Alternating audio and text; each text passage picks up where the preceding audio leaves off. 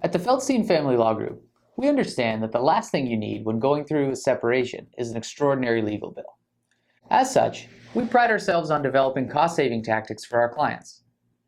One that I find most effective has to do with household contents, meaning things like furniture, electronics, dishes, stemware, and so forth. As the saying goes, time is money. And so the time your lawyer has to spend arguing with your spouse or your spouse's lawyer about your television, your favorite coffee mug, or, and I swear this has happened, the toilet paper rolls in your closet, is money out of your pocket.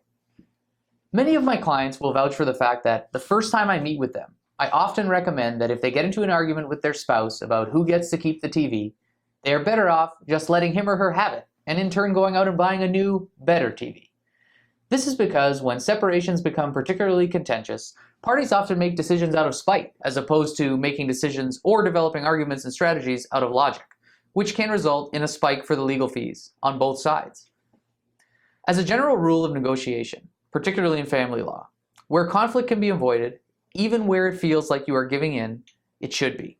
On the small scale, adhering to this rule can save you money, and in the grand scheme of things, it can save you time, and thus even more money, as it will ensure your negotiations do not get bogged down by arguments of lesser significance, as compared to, say, custody or access issues, or the sale of your home, or the payment or receipt of support. Your lawyer's expertise and your hard-earned money should be saved for issues that matter. Now, I appreciate that there can be sentimental value to certain household contents, and so I do not wish to come across as insensitive. I recognize there is merit to arguing for the retention of family photos or home movies and other items of this nature, and I'm happy to do so where my client requires me to do so.